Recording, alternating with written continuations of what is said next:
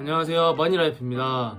오늘은 레버리지는 무엇이고 우리가 투자 사업을 해나가기 위해서 이 레버리지를 어떻게 잘 활용을 해야 되는지에 대해서 얘기를 해보려고 하는데요. 우선 레버리지의 정의는 지렛대 역할을 의미하고 타인의 자본을 지렛대처럼 이용해서 자기 자본의 이익률을 높이는 부분을 얘기를 합니다. 레버리지는 투자의 꽃 또는 투자의 악마라고 불리는데요. 때로는 투자자에게 막대한 수익을 가져다주는 도구가 되기도 하지만 때로는 투자자들을 파멸로 이끄는 판도라의 상자와도 같은 역할을 한다고 합니다. 그렇기 때문에 레버리지를 이용할 때는 철저한 계획과 혹시 모를 위협에 대해서도 대비를 잘 하고 시작을 해야 된다고 생각을 해요.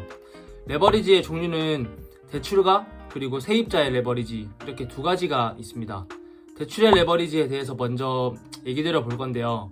대출 레버리지는 은행권 자금을 기반으로 한다고 볼 수 있는데 쉽게 부동산 투자로 예를 들어서 우리가 얘기를 해보겠습니다. 우리가 1억짜리 아파트를 사고 싶은데 가진 돈은 3천만 원입니다. 그러면 남은 7천만 원을 더 모을 때까지 시간을 써야 하고 그만큼 시간은 또 흘러가겠죠.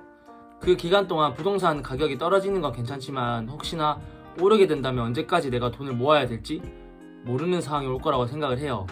그렇기 때문에 7천만 원이라는 돈을 은행 자금, 즉 대출이라는 레버리지를 일으켜서 나의 돈 3천만 원을 더해서 1억짜리 부동산을 사고 소유를 하는 거죠.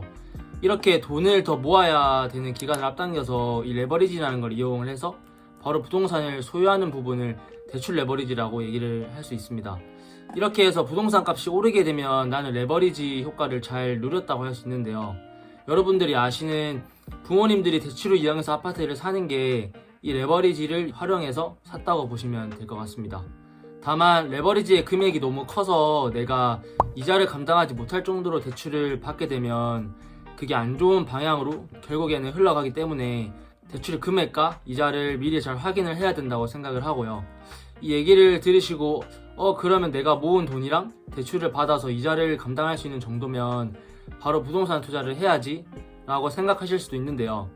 이 대출이 또 모든 금액이 나오는 게 아니라 은행에서 DTI, DSR이라는 기준을 정해서 대출을 해주는데요. 기존 나의 융자와 나의 소득을 보고 그 기준을 정해서 대출을 해주는 거기 때문에 이 부분도 미리 알아보고 계획을 잘 해야 된다고 생각을 합니다. 이 DTI, DSR에 대해서는 제가 다음에 컨텐츠로 자세히 다뤄보도록 하겠습니다. 대출 레버리지를 먼저 간략하게 설명드려 보았는데요. 투자 사업을 하는 데 있어서 이 대출 레버리지라는 게 얼마나 중요하고 필요한 부분인지 아셨다고 저는 생각을 합니다. 다만 이 레버리지가 나한테 독이 될 수도 있는 상황들이 생길 수 있기 때문에 무리한 대출 레버리지보다는 내가 감당할 수 있는 선에서 대출 레버리지를 활용하면 좋을 것 같다고 생각을 합니다. 다음에는 세입자 레버리지를 말씀드려 볼 건데요. 이것도 똑같이 부동산 투자로 예를 들어서 전세입자 레버리지를 한번 얘기해 볼게요. 똑같이 1억짜리 아파트가 있다고 얘기를 하고 내가 가진 돈은 3천만 원이에요. 아까는 남은 7천만 원을 대출을 활용해서 부동산을 샀지만 대출은 이자가 있기 때문에 금액이 커질수록 내가 감당하기 힘들겠죠. 그래서 갭투자라고 많이 불리는 전세입자 레버리지를 활용해서 투자를 많이 합니다. 매매가 1억인 아파트에 전세가가 7천만 원이라고 얘기를 해보면 전세입자를 7천만 원에 계약을 해서 남은 나의 3천만 원을 더해 1억짜리 아파트를 소유하는 거죠. 아까는 이자가 발생했지만 전세입자 레버리지는 전세입자가 이 부동산을 내가 빌려주는 대가로 나한테 일시적으로 금액을 지불하는 것이니까 이자가 발생하지 않습니다.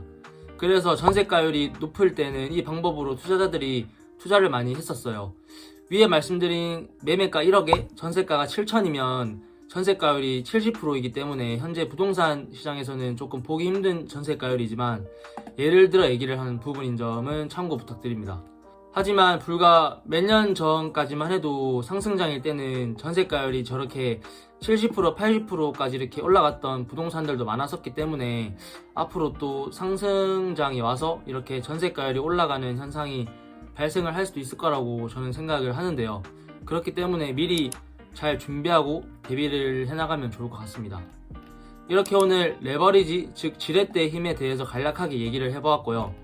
내가 무작정 레버리지를 이용하는 게 아니라 미리 잘 준비하고 계획을 해서 활용을 한다면 레버리지 효과가 정말 극대화될 거라고 생각을 합니다. 그렇기 때문에 대출에 대한 공부, 그리고 부동산에서는 전세입자, 월세입자 등등 디테일한 부분들을 잘 공부해 나간다면 우리가 투자 사업을 해나가는 데 있어서 도움이 많이 될 것 같다고 생각을 합니다. 오늘도 이렇게 길지 않은 영상 봐주셔서 감사드리고 저는 다음에 또 좋은 정보성 컨텐츠로 찾아오겠습니다. 그러면 오늘 영상은 여기까지.